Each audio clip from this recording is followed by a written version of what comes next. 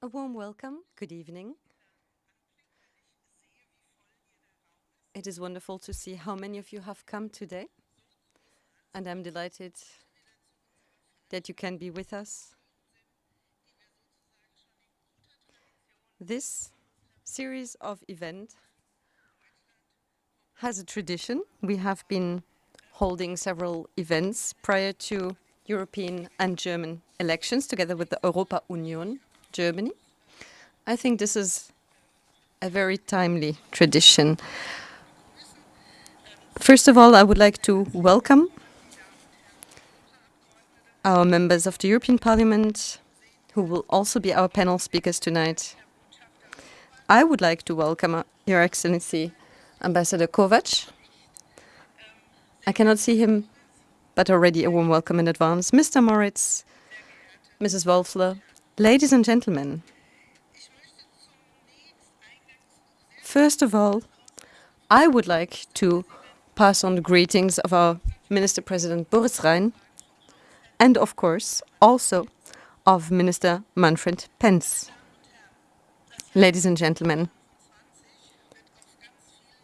2025 will be a year of change on many levels. Not only are we going to have a new federal government, but also we have seen a quite big political change in the United States a few days ago, and a new legislative period is taking hold in Brussels.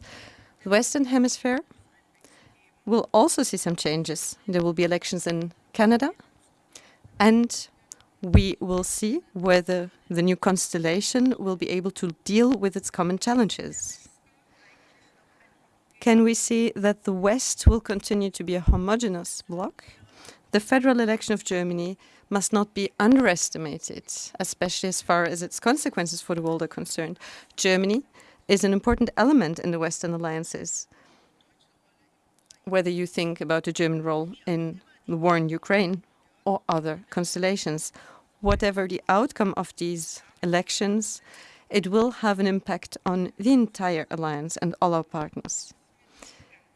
And in the light of this, I am not sure myself why in this hot phase of the election campaign, but also in the European election campaign, we have read more about the United States than ourselves and our own objectives. We as Germans, but also as Europeans, should stop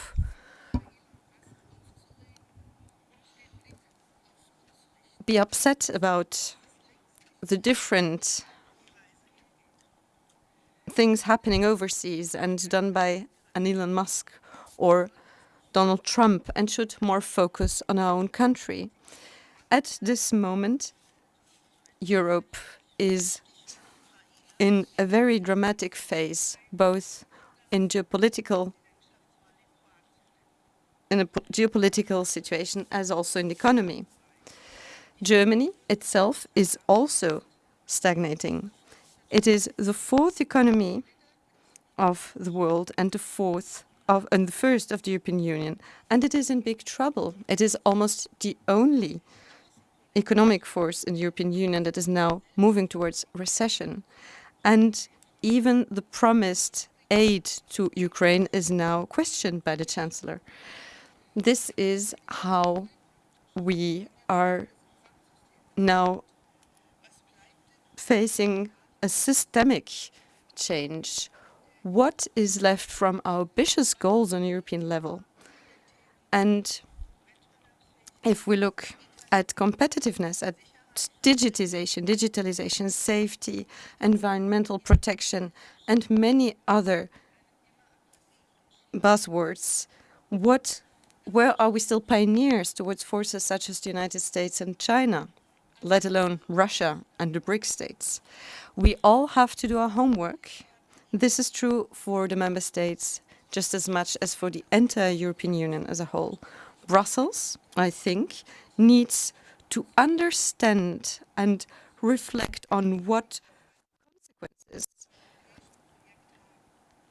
its decisions have on its citizens. Debureaucratization is just one of the keywords here. It is not only about too many rules, too much red tape. It is more about the feeling of the people that they are helpless in the light of this regulation. There are too many laws in too short a time, ladies and gentlemen.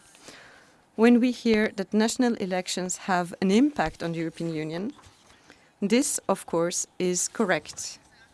But, on the other hand, it could also be a little bit outdated. I would like to state the contrary.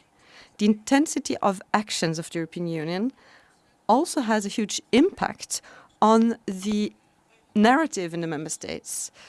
Geopolitical shifts in the European Union, as we discussed it during the European elections, also find the roots inside the European Union and its behavior, and we have to be aware of that. I would like to wish you an interesting debate, an interesting evening, and would like to hand over to the moderator, Mr. Moritz. Thank you very much.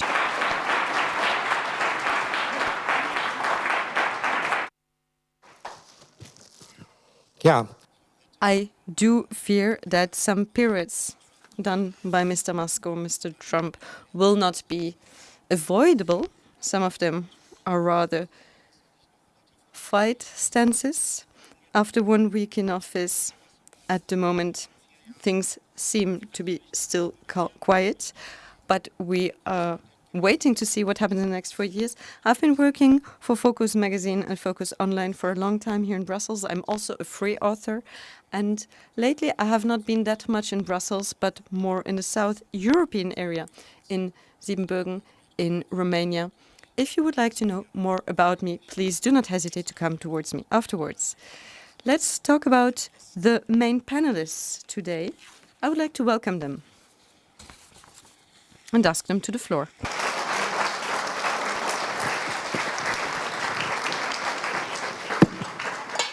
Bitte nehmen Sie Platz. Please take your seats.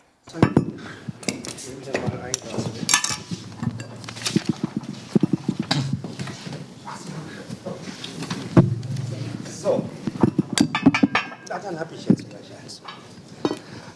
Also, wir sind hier. So, we have come together today. And I think we're still waiting for Mr. Lagodinsky. Oh, he is here. He's indeed with us. We know each other. We are all here. Mr. Lagodinsky, were you not wearing your glasses? It makes quite a difference. But of course, I would like to start welcoming and presenting the ladies, if necessary. These are all famous politicians that we should already know, especially if we have been dealing with politics in Brussels. We have Marie-Agnes Strack-Zimmermann. She is also the chair of the Defense Committee in the European Parliament. There was a similar committee, and now it has been created as a true committee. Yes, today, Michael Gala is here with us today, and we have now a true committee. Before it was just a subcommittee. So, a committee chair who has already been on different levels of German politics for FDP. Sabrina Repp for Mecklenburg-Vorpommern and Saxony-Anhalt in the European Parliament. Ever since 2024, a relatively new and young member of the European Parliament. I'm the youngest for Germany and the second youngest in the European Parliament overall.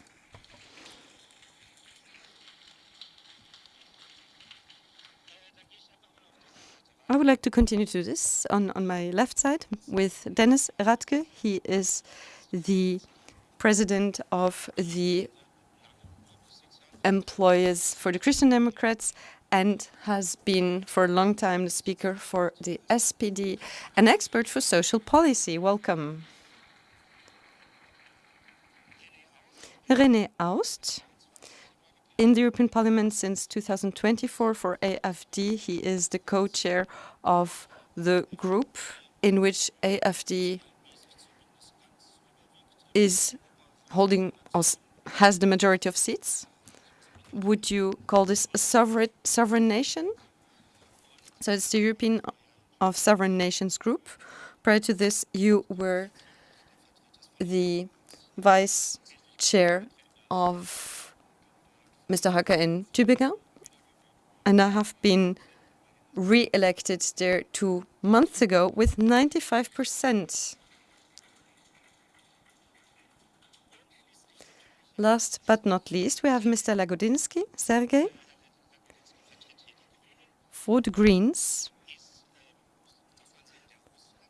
may I say you are the expert for Russian policy and for the United States. As you have been covering both, you grew up in the former, you grew up in Russia and left the country when it was not the Soviet Union anymore. Afterwards, you went to the United States. Amongst others, you were in Harvard.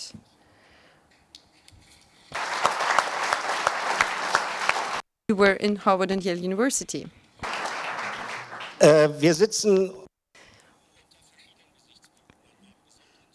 This is a very special occasion. Of course, it is 80 years after the opening of the gates of Auschwitz, a memorable, commemorable day. It is also the day in which the new Commission has taken office. It is the day where the commissioners are, so to say, sworn into their office. At the same time, the European Commission has revealed its working program for the coming years. Now we're talking about the German federal election, but from a European point of view, trying to stretch all these levels. It is an election that is important for Germany. Of course, we are a little bit tired, and we hope that the outcome of this federal election will be of importance not only for Germany but also for Europe, and that on a geopolitical level things will be a little bit different. Mrs. Repp,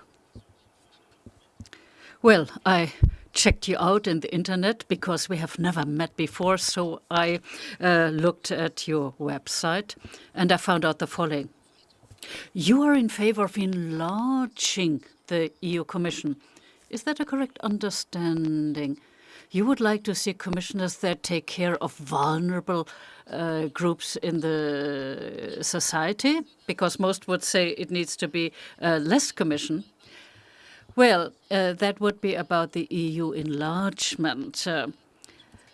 For example, thinking of other countries like Ukraine and in the Western Balkans, the EU should be more open, and that we really should make it possible that they become a member state of the EU. But I will check it out. So I check it out what I found as information. No, it's not about enlarging the Commission as such. It's about the focus. How do we deal with certain groups we have inside the EU? Groups that face discrimination, for example, where we still don't have the equality between men and women, or where it's about the rights enjoyed by queer people. So that should be a strong focus to really define and shape good policy where everybody is taken on board, where no one is left behind because of sexual orientation or religious convictions or whatever. Now, Ms. Strack-Zimmermann, you are kind of Eurofied, so to say, yes, and with a safe landing, so to say, says the lady. And obviously not everyone will share the same sense of humor. Okay, it's something different I wanted to touch on. You are very experienced. Among others, you were the mayor of Düsseldorf, and now more from the internet. You once stated that was your most beautiful political task. How about the work in the European Parliament now? Well, that was a statement when I had no idea where I would end up, namely in Brussels. Well, life is full of surprises. I indeed was mayor and the deputy Lord Mayor, so to say. So some decades ago, and totally different context. We had growth, there were no debts, we could invest, we could plan. And for 24 years, I was active in local municipal policy. It was a great time indeed. I learned a lot doing that. It really characterizes me. And I would say nowadays we have to explain much more to the people about the bubbles in Berlin and the bubbles in Brussels so that things are understood. It is so important and so good to be and remain close to the people, even if you enjoy a mandate here in Brussels. Now, Mr. Lagodinsky, just give us your own insight into your person. But indeed, you know Russia, you know the US, and you once stated, here in America, I understood what characterized me as German. I used to live in the US as well and worked for the then government, quite different government there. And I noticed one thing. We share a lot of values with our important ally here, but they tick differently. Nevertheless, I realized that. And now more than ever, every day we can ponder that. What is your forecast? Will we see more a gap widening between the European way of life and the American way of life? Well, that really lands us in the very midst of it. Yes, I studied in the US, but the Goethe School in Kassel in Hesse really characterized me. I loved it. I finished secondary school there. Fantastic memories. And indeed, my life story is even more complicated than in your case, for example, though you were in the US. I wanted to explain the following with the words. When you are in the United States of America, then you really learn what your years in Germany meant for you and how they shaped you. And what you loved. And so as a person with a migration background, I turned into a German patriot because I was in the US. Now, what defines Europe? And many of us are concerned, most of us here on the stage, that for 4 years or hopefully maybe for only 2 years until the midterm elections in the US, that there we have a significant danger. Not only that we go more and more separate ways in a way, it was not easy during the time of Obama with the pivot towards Asia. So we have to face the following. That it's not just moving a little bit far away, that it's then to stay, that we never meet again. We have to counter that, and we can discuss what might be the most appropriate strategies to get there. I think it's not okay to say we can go it alone. No, we have to discuss America because of that.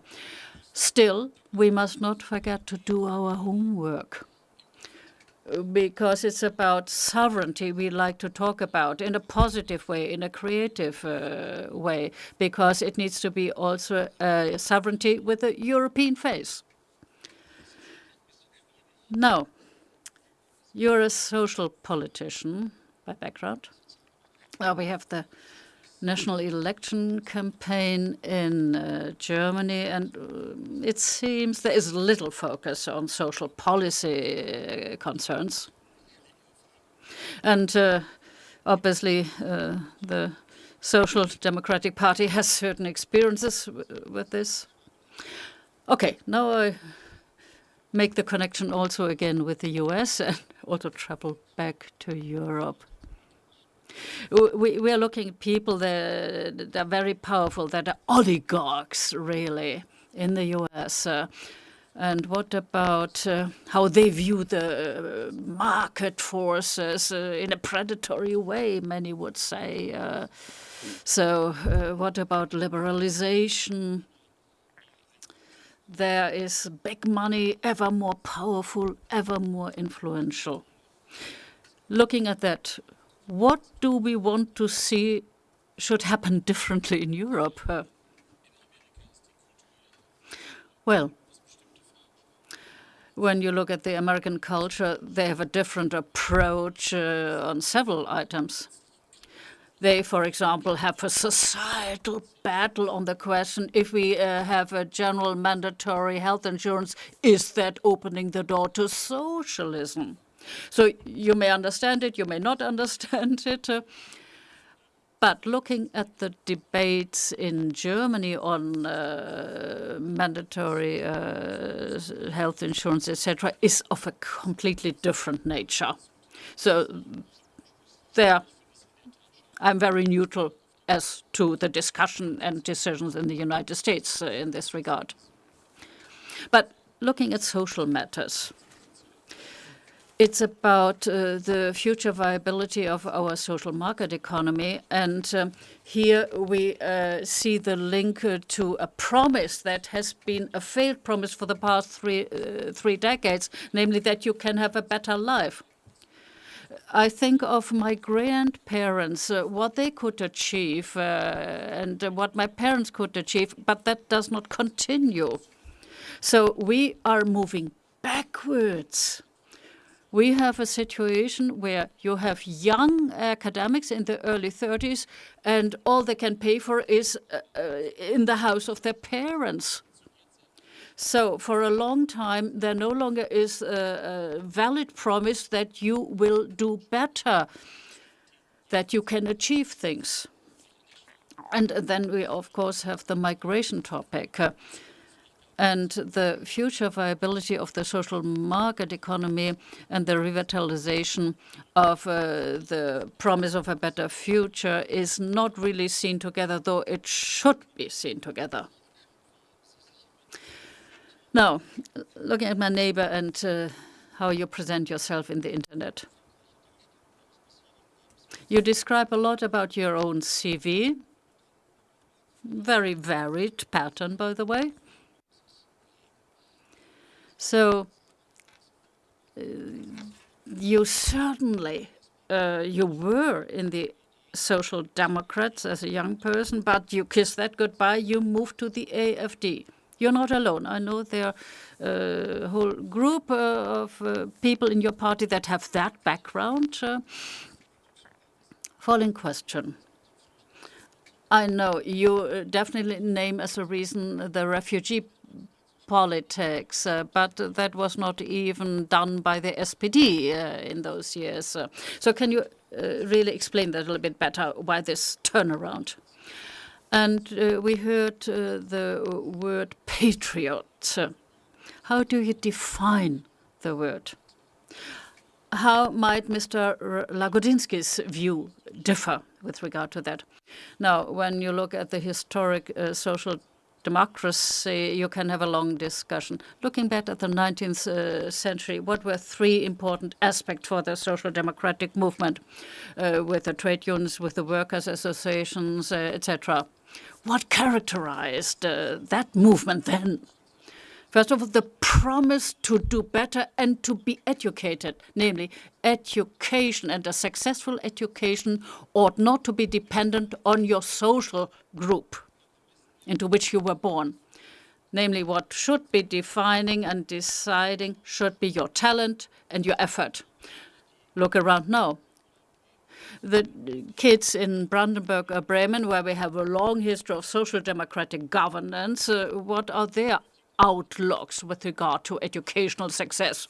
Very, very meager. So that no longer rallies us.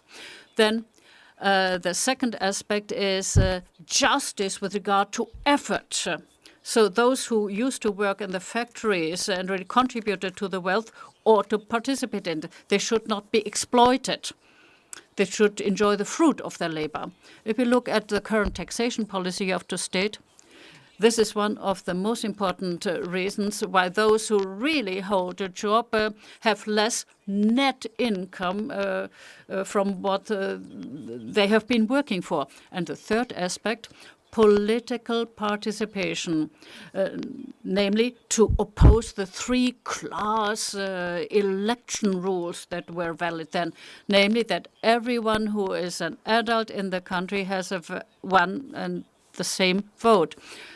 And here we see that this is being undermined by banning entire parties. That is a social democracy I cannot identify with. Hence, all three aspects I mentioned, I now see in the alternative for Germany, AfD.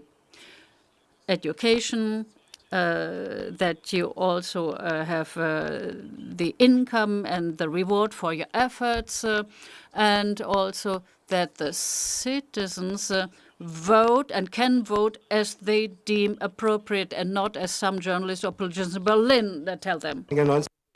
That was a lot of talk about the 19th century, and it is my own fault because I asked you about this. However, I would like to offer the others to reply, and this is why I will come back to patriotism later. We were wondering, well, you replied indeed to the questions, and you talked about the phenomenon that people that are not members of your party or supporters of your party might also see. Amongst others, that SPD maybe is not the party it was in the past. Well, we have all been wondering why somebody would take the least appreciated politician and make it to the lead candidate. I would like to hand over back to Mr. Lagodinsky. No, I would like to hand over to you again. You were the first in line. I would like to start. It's, of course, very difficult to keep short after this flood of information. I found it very interesting what you said, because very often my impression is indeed that, yes, the political situation and the political topics are experienced almost as if we were in parallel dimensions.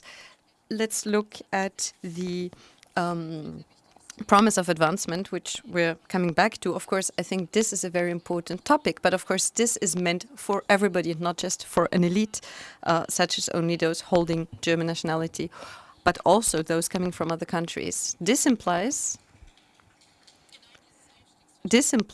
or this is what is implied in this promise of being able to advance. And this is what we stand for, but the basic, the departure conditions are different.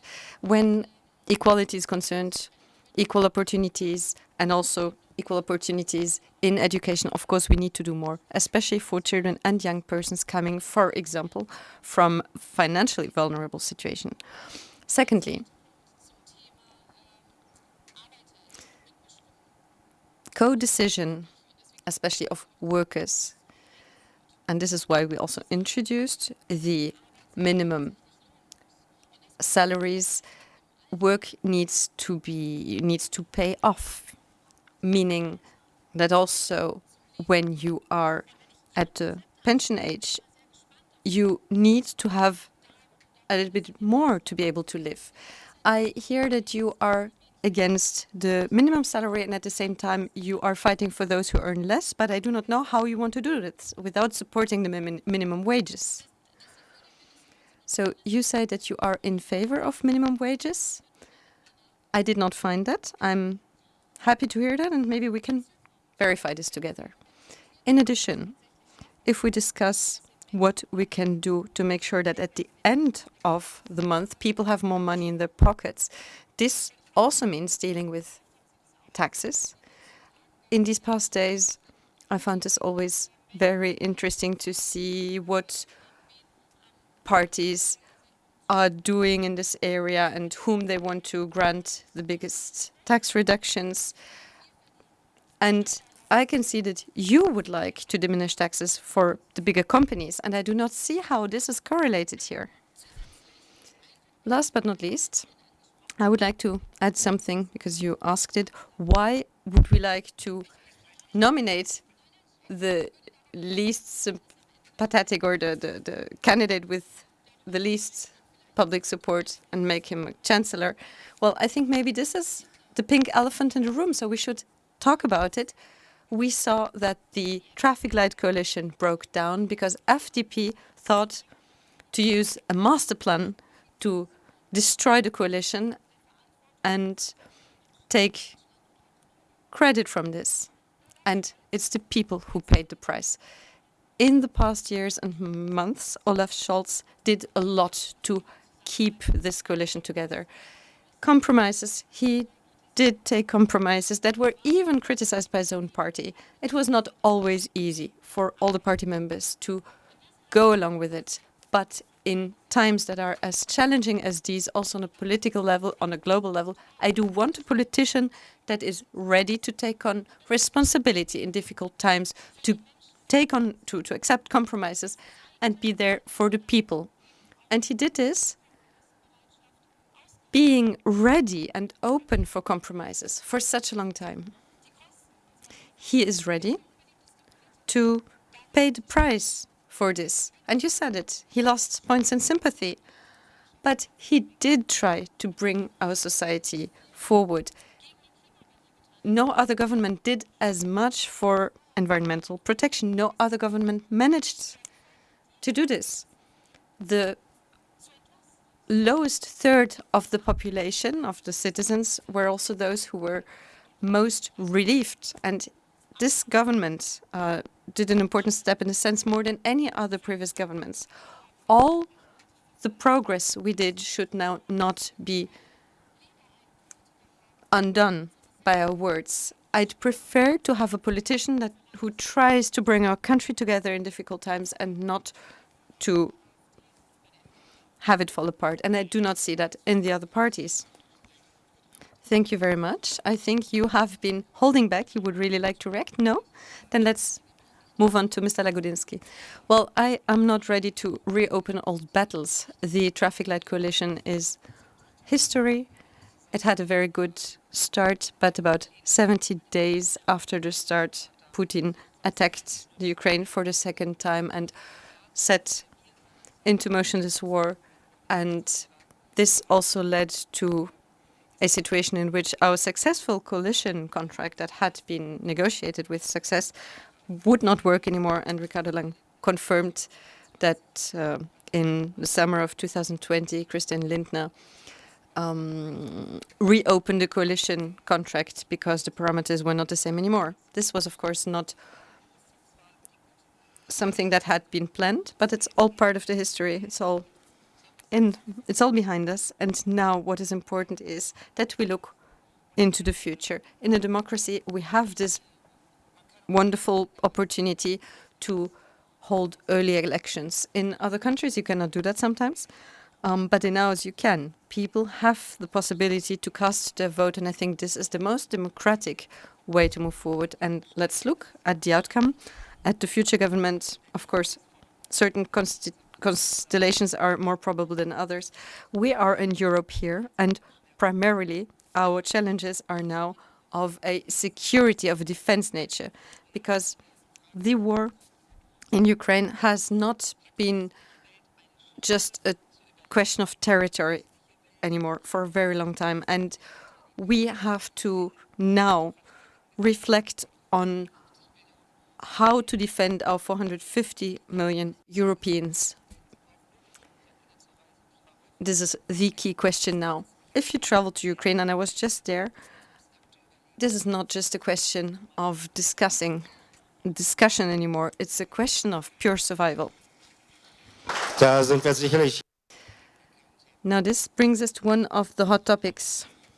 If you look at the election programs of the individual parties present here today, if you look at Ukraine support such as sending weapons, I think your party is the only that is using the word Taurus, whereas the other parties avoid it.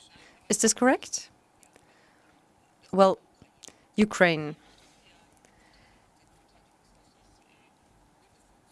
I was also heading the Defense Committee in the Bundestag and Bündnis 90, the Greens, Alliance 90 the Greens, and we worked together very well. We worked with CDU, CSU as well. We were all agreeing Taurus only became a synonym for the question of whether we are doing enough for Ukraine. It's not just about weapons.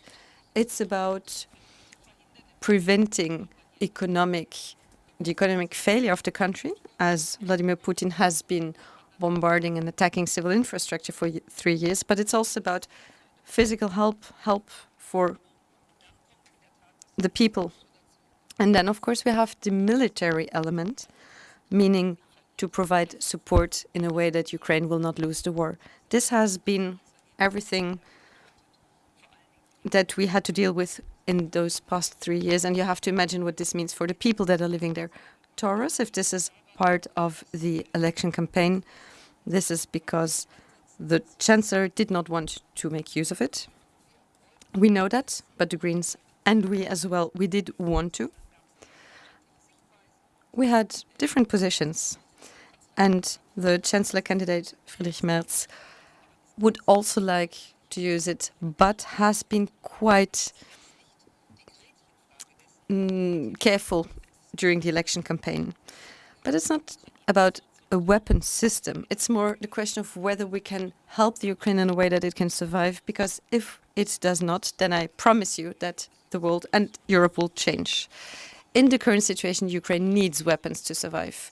Maybe you can tell us what else should be done.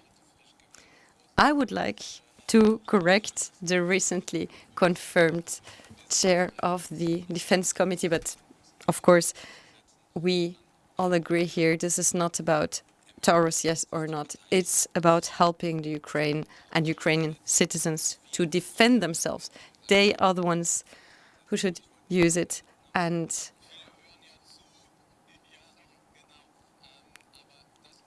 the devil sometimes is in the detail.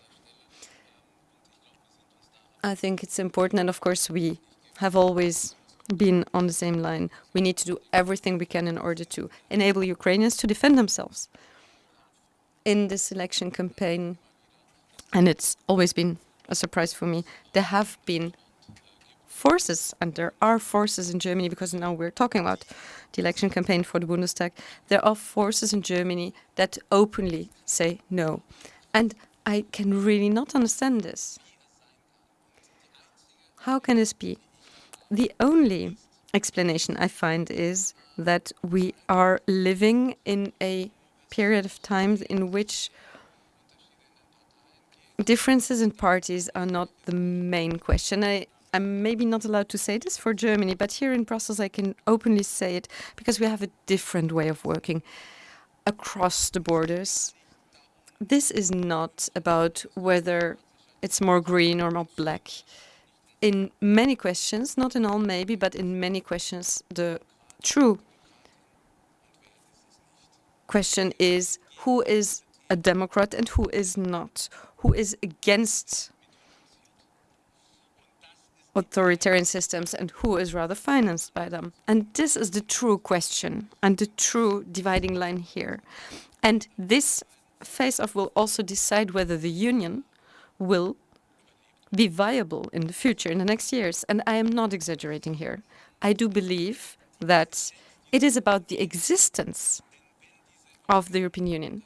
Because if the European Union will not manage to be more competitive, to strengthen the green transition to a level where our future is secured, but also our economy, and we do have very clear ideas about this, we can only do this if we work together. And things like Brexit, etc., or further, are just not helping here. This is the most logical what we can think of. And Democrats and pro-European forces are what this is about. The Greens do have replies. I do not want to reduce everything to the Greens, but the questions are more than just about some small differences between the parties.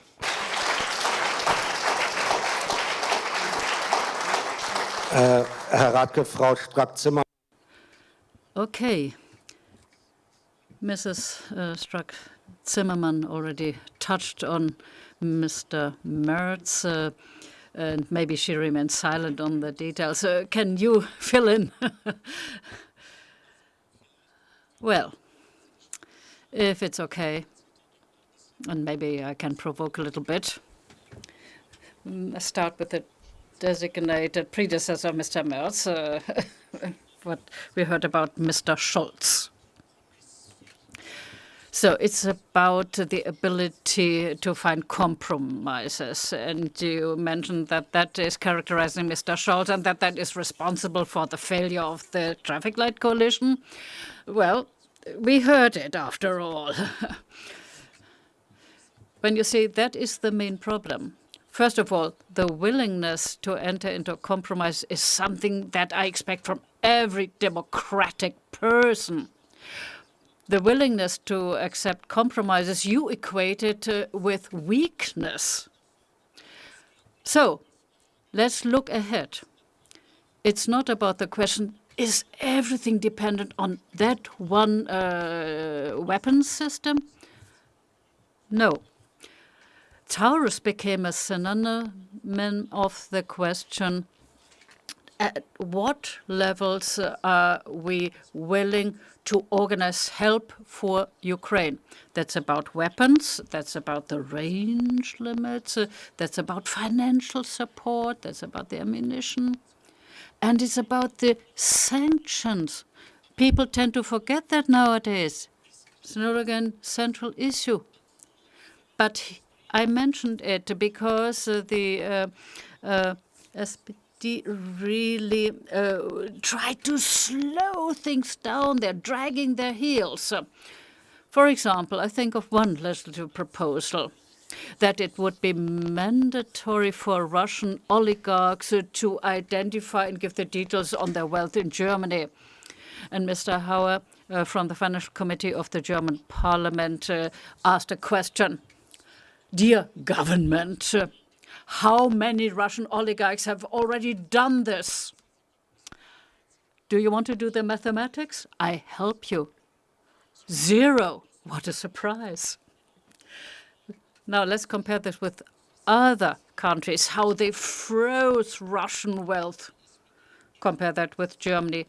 The SPD in Germany was always dragging their heels in similar questions. Or the assets of the Russian central bank, just the interest should be used for reconstruction. No, the whole assets. So how much of those funds have been channeled in the right direction, like with the oligarchs? 0. So with regard to leadership and orientation, I demand a change with the next German chancellor. It's about clarity, it's about orientation you give, it's about leadership strength you show. So we need a change here after the elections. Mr. Aust, I think looking at the topic we are discussing, you will definitely have a very opposing view. So you express a lot of understanding for the interests of Russia. They need to be taken into account. Would that include aggressive wars with taking away territory? To have an understanding with Russia is necessary for a viable peace in Europe. That was the thought at the times of Willy Brandt, after all, so we're in the past. So what I just touched on, does that reflect what you think? First of all, if you accuse us of being very close to Russia, I am opposed to that. I do not accept this from the representative of the other parties, the party that a few years ago were queuing up to shake hands with Mr. Putin, who made a lot of money by doing business in Russia. So these are not the people we accept any criticism. Second point, Ukraine. The Russian forces left the Kiev region, and that was a historic victory. No one expected that it would happen. On the 24th of February 2022, we had the war of aggression contrary to international law. I stated, the AfD always stated this was contrary to international law. What did the Western generals say? Ukraine will never be in a position to defend herself. They were in a position to defend herself. So that would have been a moment then to really negotiate in Istanbul and to really have a peace agreement met and agreed upon at eye level. Now, the Russian Federation could reorganize itself in the Donbas region, and the Western attitude and stance contributed towards lengthening the war and also the situation in Crimea. Now, what's the current situation? I remember Mr. Boris Johnson. According to Mr. Schröder, Boris Johnson insisted in Istanbul that there are no further peace talks. What does this lead to? What the current situation? With the annexation of the Crimean Peninsula, there were three frontiers, so to say, three front lines, so to say, that were established. Russia has reconquered two of those, and they're busy reconquer the third. Pokrovsk, the most important city, is nearly encircled and will be taken over. And then it's free run to the Dnieper River. And what we lost here 2 years. What you are saying now reflects the situation from 2 years ago, as if nothing would have changed in Ukraine and the situation there over these past 2 years. As if nothing had moved on. It's an old approach. Do you realize what you are telling us here, says Mrs. Strack-Zimmermann? Please give him time. He has a right to express what he thinks. Every single day we have of this war, it makes the negotiating position of Ukraine worse. Every day it will become worse. There's no reason for laughter, by the way. We warned when we looked at the refugee crisis and what to expect coming out of it. We were correct. We warned against phasing out nuclear energy. We were correct. And now listen to what we say with regard to continuation of this war. We are very close to the military defeat, disaster of Ukraine. Every additional day for this war makes the situation of Ukraine worse. It is now the time, and with Donald Trump, we have now an opening here to truly have peace negotiations and put an end to this war. Thank you. We may have understood this, or we may not have understood this. It may also be open to interpretation, and maybe 2 years ago you were in Moscow and gained a better understanding. It is as it is. Russia is busy conquering the third defensive line.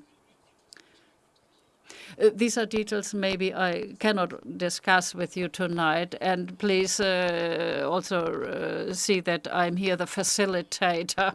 And I want to give time to all. We also heard the buzzword migration already. And I cannot quite follow you entirely. Maybe it's my low IQ, but there are others who understand and follow you. Migration. I should give you the floor right away, but you just had the floor. Ms. Repp, a solidarity-based migration policy. It's a little bit difficult to uphold that. The tempers are flaring. The attack in Aschaffenburg recently is just one example, and parties draw now certain conclusions. When you think of the classical approach of the Social Democrats, is it still something where you reach the population? The attack in Aschaffenburg. We condemn it. We clearly condemn it. It clearly must be condemned. We feel for the families affected. And I watched the memorial service this weekend. It's very important because this was an attack against our democracy. And attacks on individual people should not be instrumentalized in political terms. First of all, it's something that affects families, and they need and deserve all possible support. Now, a humanitarian refugee policy, what does it entail? Look at our constitution. The human dignity is inalienable. That includes everyone. It tops everything else, whatever we may be discussing. And that includes discussing the topic of migration. I hope I put it in cautious enough words. Now, I give the question to everybody. And what would you say? We have to face and acknowledge one thing. There are problems, definitely at the local municipal level. We acknowledge that. No one denies that. And this has nothing to do with the political persuasion, by the way. As I said, what happened in Aschaffenburg happened under a local government that has nothing to do with the Greens. What it has to do with is our structures. The left hand often doesn't do what the right hand has been doing. Databases don't interact and don't dovetail. So you cannot trace people. And that leads to a feeling among the society that there is a loss of control, indeed. And we try to counter that. We try to do something about that. But not by playing Trump, as some lead candidates announce. When I'm in power, in the very first days, I will do this and that, as Mr. Trump announced and did in the White House. That will not work out. Things are far too complicated and complex. And if you have diverse opinions with regard to the common European asylum system, let's remember what we stated at the time was we are willing to face and tackle the problems. And it's difficult to do that. We are not questioning asylum as a human right. You can have it both. We will look for the pathways to have it both. And these need to be European pathways. We must not go back to a national silo. We mustn't isolate ourselves. Only a European solution is a true solution. And it's about responsibility. We like to talk about it. Responsibility does not mean the following, that you give hopes to people that are not of a realistic nature, as some people in some parties do. It's to assume responsibility. And that means Robert and Annalena have to face their very own party, the Greens, and have to defend certain approaches like the common European asylum system to really stand up in favor of European solutions. And please do not make promises that you cannot implement, at least not as long as you desire that we have an EU. So we are very clear in our stance and conviction, a European solution for more security. That includes having a discussion on Islamism, and we do that. So I often hear a lot of criticism that it's a ban on free speech, etc. No, that's not what is happening. I myself come from the Jewish community. I'm fully aware of one thing. Our best allies who are open to these questions are found in my own political party, but also in the other parties. So among Democrats, there are people and they look at these questions. But it's about designing and shaping in such a way that is a European approach and pathway. And we have here, with the right to asylum, one of the biggest, most significant humanitarian achievement, and we will uphold it. I would like to hand over the floor to you. In particular, we would like to hear from you whether our constitution is too liberal or being used in a too liberal way. But then we have to hand over back to the colleague, as you have already addressed or attacked his main lead candidate twice, which is not that rare in a campaign. However, yes, as you said, liberalism, the tragedy in Aschaffenburg and other cities is a terrible tragedy. Migration is fundamental for Germany and for other countries of the European Union. If we want to keep up our standard of living, of life, we need to attract people from other countries and to give them the same rights and the same standard of life. At the moment, we're just putting them into, yes, we're just welcoming them by putting them, so to say, into a bag and putting an etiquette, and that is not what we should do. These persons are actually saving us in many professions, like in tourism, but also in care professions. We would not have enough people to fill these spots. Secondly, you said it, people have the feeling that the state, and that it is a main topic of the state to grant security both on the inside and on the outside.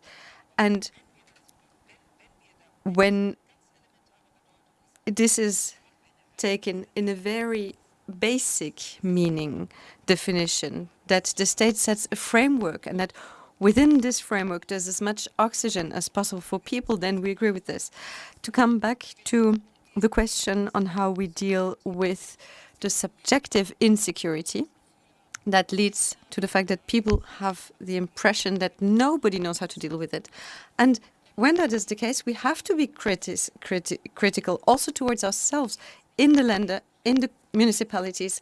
Why does it not work? You mentioned it, asylum is something fundamental. We cannot just do away with it. When persons ask for asylum, there are possibilities prior to coming into the country to clarify whether they have a right to it. The problem is that people talk about asylum, which means that for a year or two, sometimes they are sitting in an institution. I've seen that when I was a mayor. They have too many German lessons. They cannot work.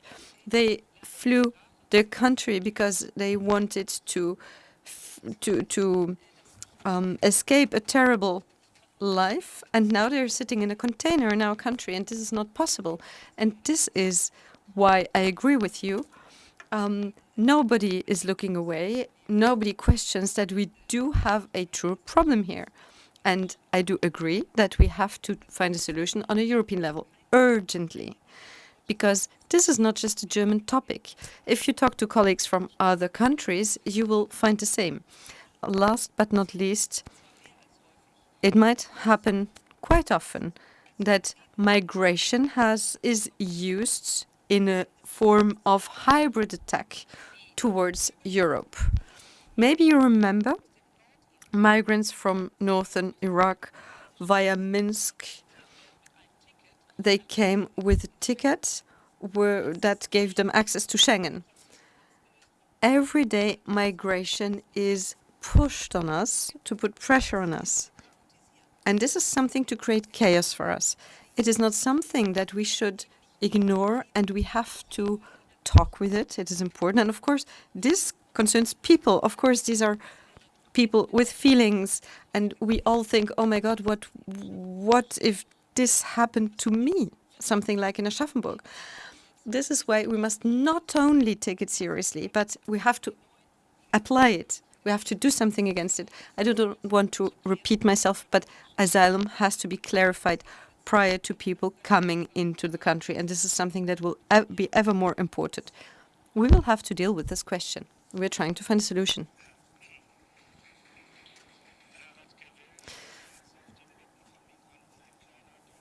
Mr. Radtke, does Mr. Merz want to be a small version of Donald Trump?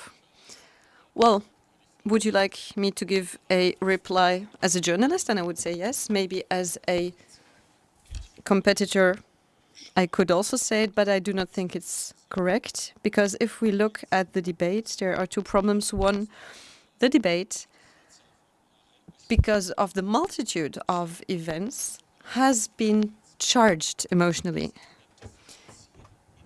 in a way that makes it impossible to differentiate in this sense. What I can see also when discussing with citizens, everything is put in the same pot.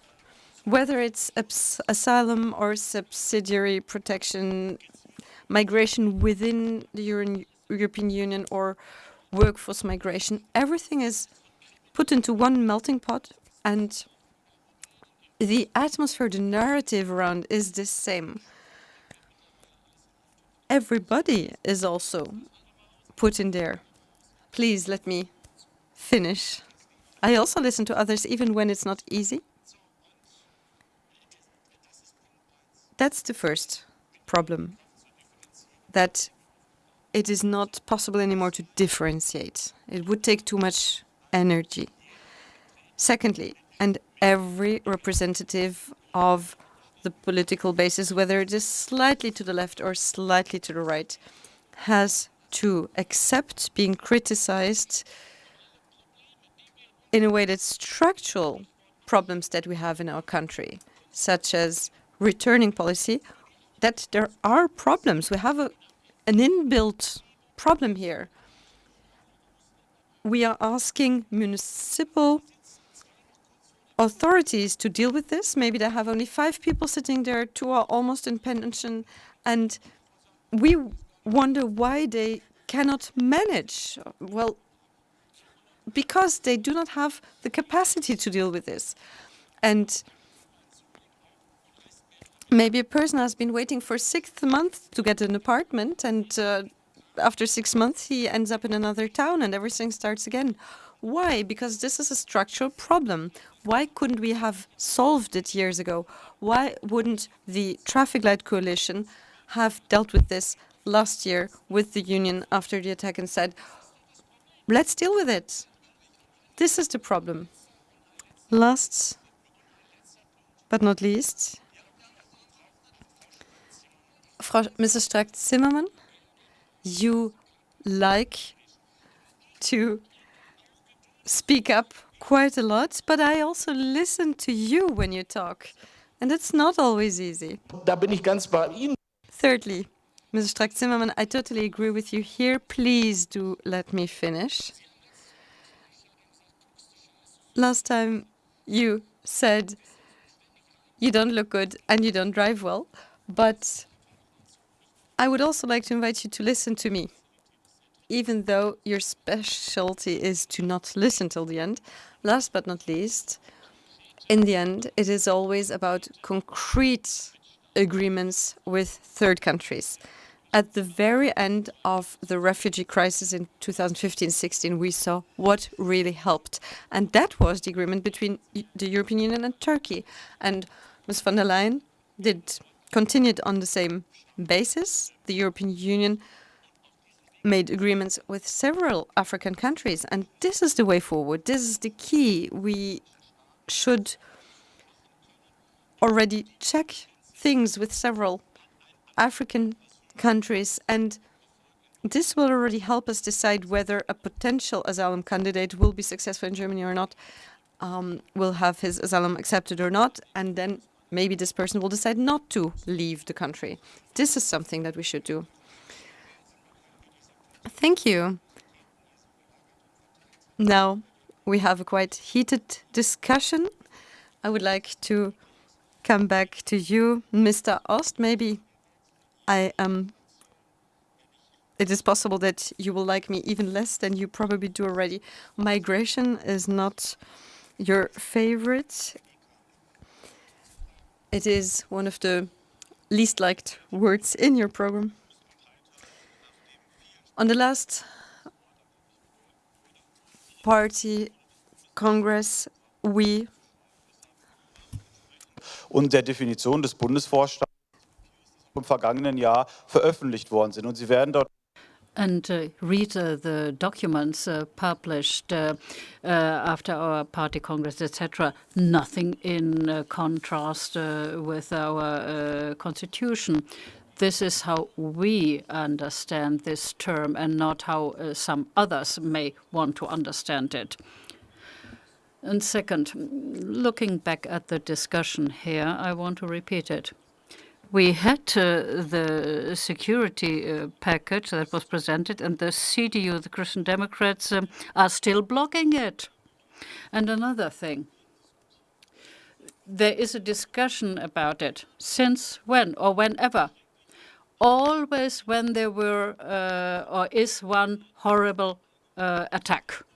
What we don't discuss is the general worsening of the security situation with regard to sexual aggressions or weekend attacks with blades and knives. Just read the press on Monday mornings. Really, it needs to be a case where you have absurdly bestial attacks before you even have a proper headline nowadays and people start talking. So it's a basic security problem where we need a solution. We have pointed that out. We have been pointing that out for years. And for years we have been criticized for that and lambasted for that. Look at other countries, Sweden or Italy, where things have moved. These are measures we have been proposing for many, many years already. And the empty barracks, of former barracks of the armed forces, how about using those? We have been mentioning that for years in order to increase the capacities for housing people before deportation. Now it's suddenly Mr. Moritz who talks about that. And there is the proposal for this week even, where you can read how bad the situation is and how bad things are. Now, what we have been witnessing over the past years, the exclusion, the violent attacks, etc. I don't care what the CDU writes in the preamble of this proposal. The important thing is that it leads to a truly improved security situation for the people in the country.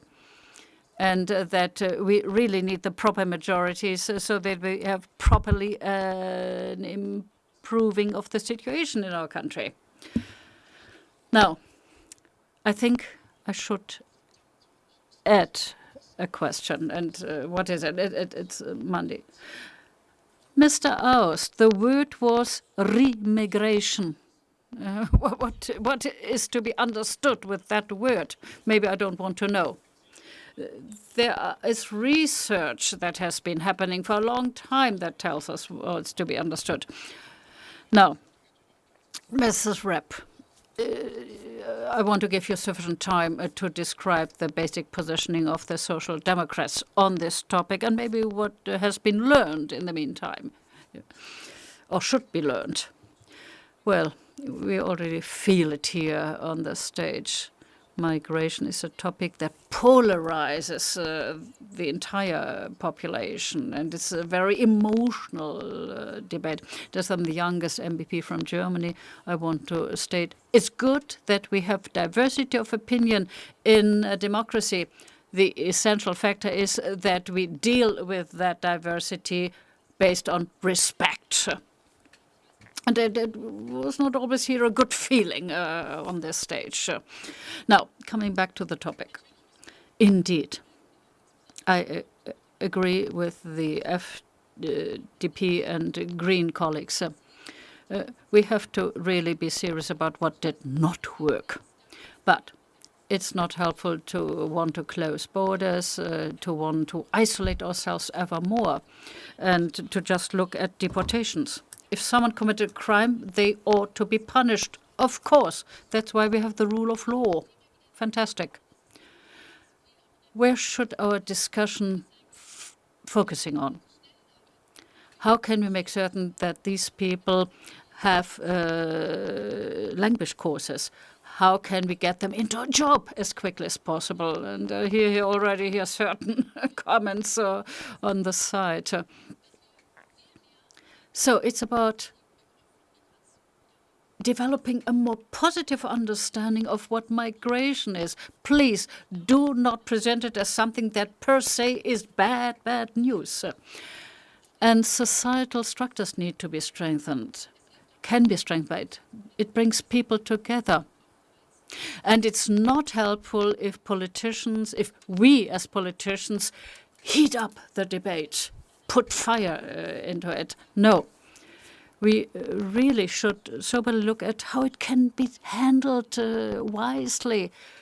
Quick access to the employment market, quick access to language courses, etc., and quick, valid support to the various level down to municipal level where they have to shoulder a lot of the burden. And the European Union can also function better and will find it easier if that all is being managed properly. I was really able to follow you this time, which is indeed true. There is a different way of talking about these things, and you did it. Up till the moment where you sent a missile into that direction. However, please, gentlemen, sit together afterwards with a cup of wine. I am seeing things in a differentiated manner, but Mr. Metz did not, and he's still not doing it. And even now, we can see what outcome this will bring in the Bundestag. In 4 years, it will be visible to all of us what risks we were taking at this moment. I would like to come to the very last round of questions because we also want to open the floor to the public. I would like to ask everybody here on the panel to give me a short explanation of a maximum of 45 seconds saying about how Germany will be able to find a stronger positioning in Europe, whether this is important, whether it should be done, and how the European Union might be more competitive also on a geopolitical level. This is a very classic question, and certainly you will be able to reply in 45 seconds. Let's start from Mr. Lagodinsky, please. I could not hear you acoustically. What is the question? Germany is sometimes referred to as the sick man of Europe. Some say the German-French partnership is lagging, but we also agree that Europe should be strengthened in order to be more competitive on a global level.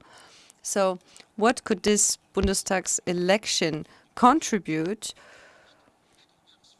and be the start for a more successful Germany, a stronger Germany, and a more successful Europe? Well, I think there is one leading candidate that I have not yet seen in a critical light, and that is the Chancellor. And this is what we lack. We lack a clear leading position, a clear leader in a positive sense for Germany. We lack a clear leading position for Germany, and for 4 years we have been lacking someone who here in Brussels would be able to take that position in order to avoid situations like the German void. Spüren doch alle, die hier sitzen. Deutschland ist hier And this is what everybody feels. We can feel that Germany is missing on a European level. And a German level minister will not be able to make up for it. We need a German chancellor who will be acting on a pro-European level, moving things forward, not closing down the borders and taking on a leadership role here in Brussels. Mann gelingt das sicherlich auch. Great, you were in time. And will you be able to do the same, Mrs. Strack-Zimmermann? We'll see. Well, I'm not afraid of anything. The question that you're asking is highly relevant because colleagues from other countries say as well that the intervention of Germany is dearly missed for years. When the Commission puts something on the table, everybody looks at Germany and everybody looks to France as well, wondering how they will react. And if we don't have this partnership, this alliance, well, then we have a problem in Europe, because in the very last phases, after the trilogue, we cannot decide how to react. No, you said it. The two main economies, and one of the main economies, Germany, needs to take a leading role, especially between France and Germany. This bilateral partnership is very important. We know that the Chancellor has had a very close relationship with Macron, and this axis is very important. The European Union has been founded on this friendship between Adenauer and de Gaulle after the World War, and the European Union would not be where it is now had there not been this friendship. And this is why we have to be competitive also towards the United States. We have to allow private capital being invested. And if those countries will not do that, also on the defense political level, for example, then we will not be able to have success. And the interesting thing is that all other countries hope for such German influence. Mrs. Repp, your final words. I would like to see, after the Bundestag election, that Germany takes on a leading role, maybe a pioneer role in Europe. But I do not hope that this will look like its past role, because I do also think that this is not only about the Chancellor, but more about Germany as a whole. Let's take the example of migration. We need, in addition, a strong voice in Europe for Germany next to the pioneer role.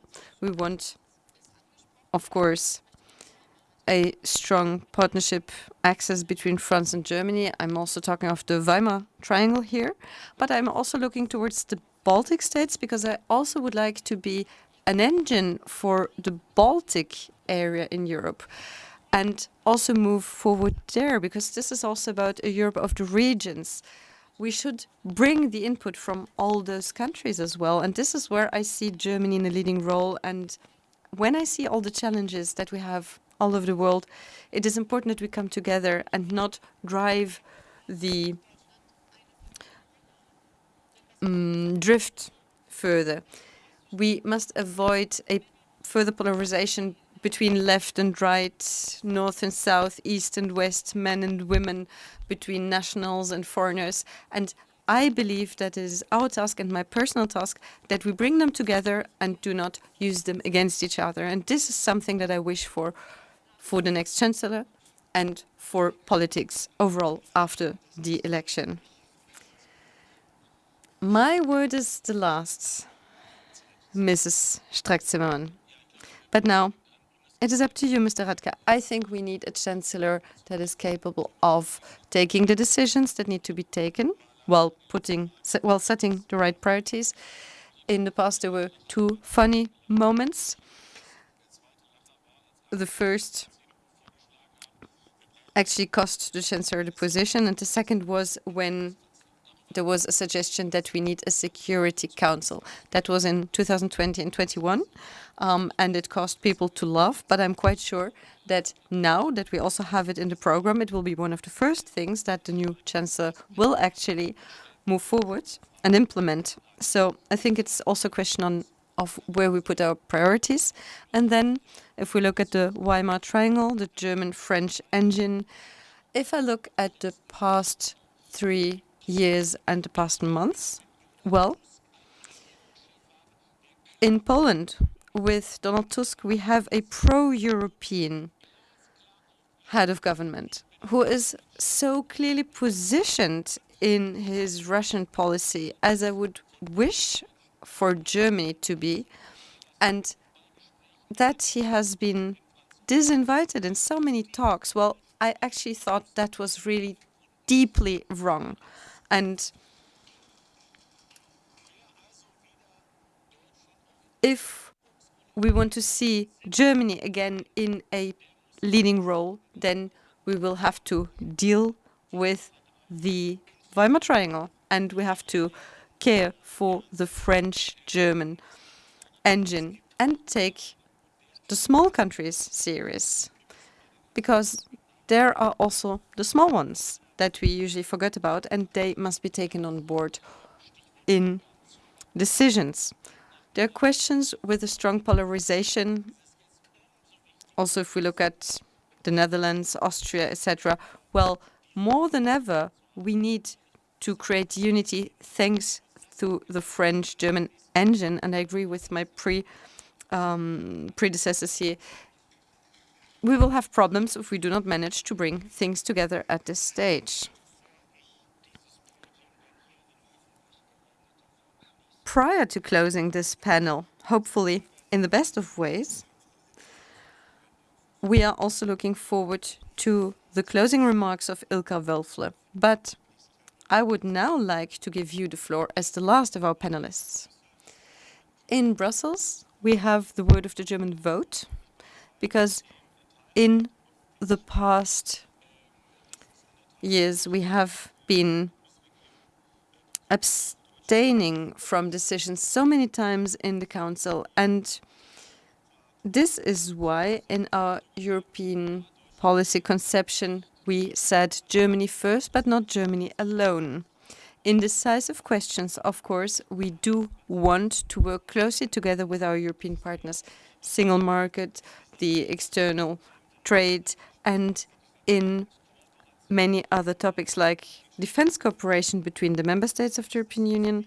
Why is that important in these times? Because the military dependence from the United States also makes us depend on them on an economical level and blackmail is possible. And this is what Trump will probably use in favor of his own country. And this is why we say Germany first. We need to formulate our clear interests. We need to represent them in Brussels, but not Germany alone. There are moments where there are fundamental common interests. And of course, here we want to work closely together with the others. And this is the center of our program. This is our European political conception. And this means that the European Union needs to deal with the fundamental, which is what I just said, cooperation and defense, big research projects, but also the single market and external trade. What the European Union must not do in the future is getting locked up in little disputes, maybe such as holding an event or creating a book competition or dealing with LGBT topics in the eastern part of Europe. We need to make sure to contribute to the big topics, and on the 23rd of February, the citizens will have the possibility to cast their vote, and they will make us the second force in Germany and strengthen our influence in the German Bundestag. Thank you very much, Mr. Aust. Okay, I think we were offered some personal insights, not always close to the topic in hand. Do we have someone in the public who would like to ask a question? Please wait for the microphone. And Boris Herger. I'm in the board of the Young European Federalists in Germany, closing the borders. Well, it's rather symbolism. And my question actually is on climate protection. No one mentioned that. Could I have a promise that the Green Deal policies will not be overturned by the incoming German government? Whom do you address the question to? Not to Mr. Aust, but okay, 4 of the 5 you put the question to. Okay, Mr. Lagodinsky, you should feel responsible. During our European election, we were very clear on this, I think. And we supported the Commission President because of this, because for her it's a topic of importance. It's part of her historic imprint, so to say, she expects to leave behind. And we will make certain, we will do our level best at the European level that the Green Deal be implemented in the way it was designed and intended. That it's not neutered and castrated by action now, as some obviously want to do. The Green Deal is a core part of the transformation, that's obvious. It secures the future for the next generation, and it's really something that promotes the economy. Yes, less bureaucracy, but not in such a way that it kills off the Green Deal. What we have to make certain is that it happens in such a way that it helps develop our economy and not helps blocking it. Thank you. Now, Green Deal and environmental politics are very unimportant in this current election campaign indeed. And you heard the verbal attack offered by Mr. Trump with regard to Greenland. And that has to do with his viewpoint and his understanding that because of climate change, the ice cover melts more and more, so that ships from China, etc., could use that northern waterway. So it indeed touches on security issues. And we are aware that many and more people will leave their country because due to climate impact, they can no longer live at home. Climate. We agree on many points, as expressed by Mrs. von der Leyen. You can really say the lady is greener than black, so to say, politically speaking. And the economy. When we truly have the Green Deal implemented and it blocks the economy by having such stringent rules and expectations that the companies leave Europe, then it can't be good. There may be good intentions, but it will lead to a significant problem. We already are observing it. Young companies, startups that would love to remain in Europe don't see a perspective to remain in Europe. We are leaving.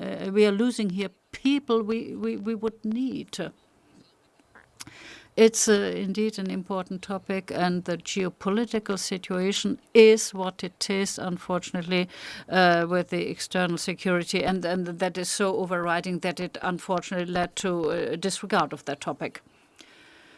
We certainly support the Green Deal, and I want to highlight a couple of aspects. Competitiveness and sustainability are the two words. And one thing is missing. Social standards, the social aspects, to have good, decent wages, to have good, decent working conditions, that is important as well. And we will get there if we really don't leave anybody behind during and for these transformation processes. So we support the Green Deal, definitely.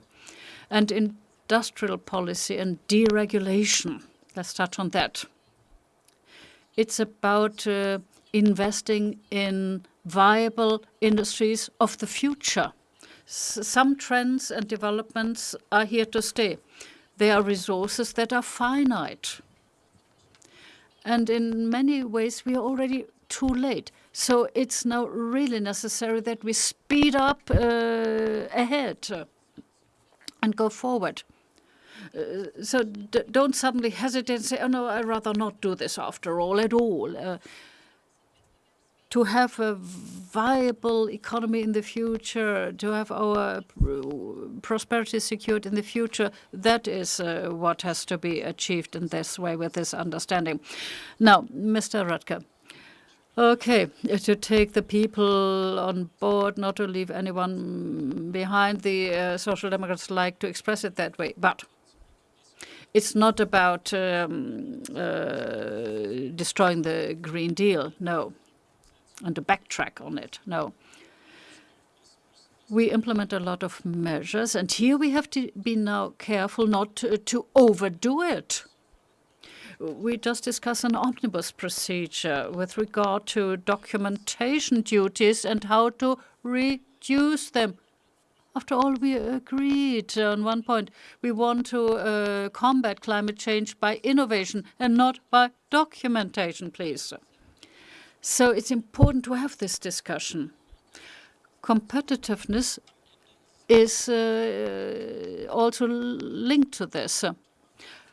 Good, decent work, where do you find it nowadays? I hope we have here the same understanding.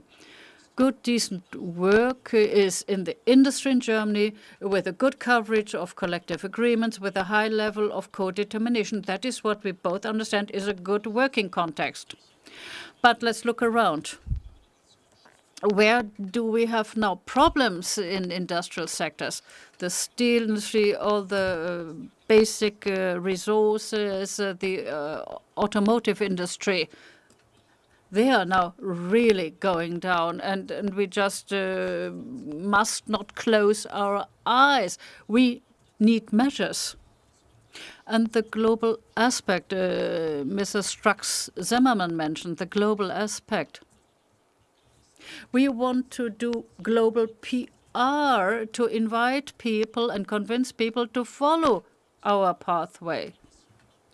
That wages and employment goes up and emissions go down. That it can happen concomitantly. If we prove that, then others will follow.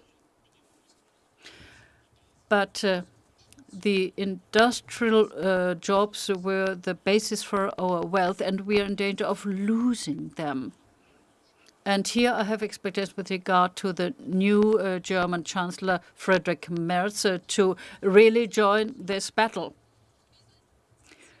Well, how can you envisage investments if you don't at least reform the famous debt brake? Well, always the same old words. Just more money, put more money into it. You asked a concrete question, I give you a concrete answer. Let's look around. European funds, recovery and resilience funds, the 750 billion that are still waiting to be used. The national budgets, national programs, we have loads of money, more than ever before. More than the Americans with their Inflation Reduction Act. And money we kind of put into the window like a virtual currency needs to reach the place where it's needed. And if an important company in the rural area told me 3 years ago we applied for funding for an important project, and even now after 3 years we do not know if we will get anything, then I tell you one thing. The money is not the problem, but the speed of decision-making processes, the transparency of decision-making process, that's the problem. Let's discuss to add more money into the coffers. we like to talk about the funds and the billions, but they need to reach the target, please, and do something. Okay, Mr. Draghi has quite a different viewpoint, and you cannot just pick a part of his report and disregard the other part. Draghi said we need to invest far more, massively more, so that we keep step with artificial intelligence. With regard to the Saudis, Trump managed 1 trillion investment right now. So investments are a definite must. You cannot disregard them.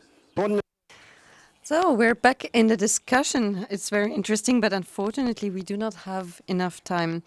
Mr. Aust, I did not fail in replying to you, but the one who put the question did. Well, I take it as a compliment indeed. Thank you very much. Thank you as much as the other panelists for taking part in this interesting discussion. I would like to say thank you and hand over to Mrs. Ilka Wölfle, Chairman of the Europa-Union Germany, Brussels Association, for the closing remarks. You have the floor. Ja, sehr geehrte Ladies and gentlemen, member of the European Parliament, dear guests, on behalf of the Brussels Association, Europa-Union Germany, I would like to thank you all for being here with us today. I think it was a very vivid and also controversial discussion that also showed that the topics that are here on the table, both for Germany but also on our European level, are closely linked. And this is why Germany and the European Union need to act together and in a solidary way, whether it be competitiveness, asylum policy, defense policy, or security. Only when we work together will we be able, as a union of states, both internally and externally, be visible and be seen as one. The future of the European Union, as well as the future of Germany, has been discussed today in a very controversial manner. But I do think that we can agree that the majority on the panel clearly was in favor of a strong European Union and a further strengthening of the European Union.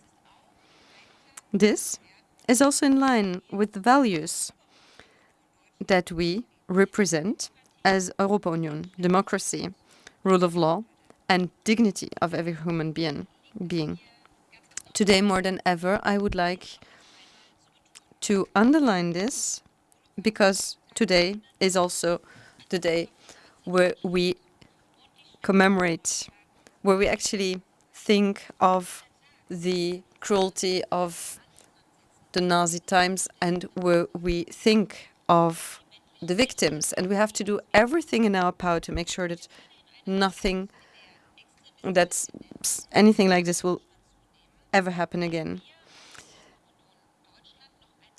We are in favor of an integrated, diverse, and value-oriented Europe, and an open, honest, and respectful communication. We now have the possibility to fight for a strong, united European Union. We need to be a pioneer and a way-shower for the European Union. And this is why all of us should take on responsibility on February 23, not just for ourselves, but also for future generations. And we should cast our vote. At the end of this traditional round, I would like to say thank you to our moderator, Hans-Jürgen Moritz, because once again he has contributed to an interesting and controversial conversation. Thank you very much.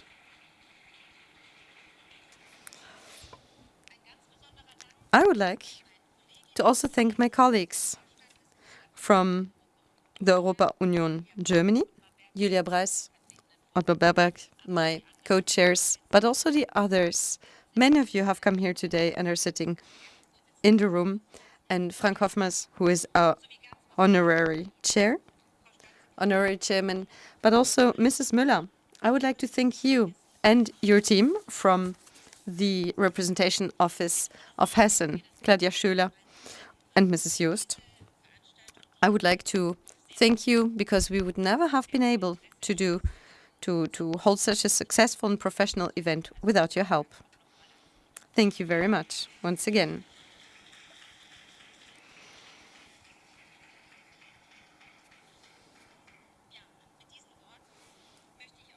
And with these closing words, I would like to thank you all for your attention, for your participation, and I would like to suggest that now you continue the discussions with a glass of wine and some snacks. I wish you a wonderful evening. Thank you very much.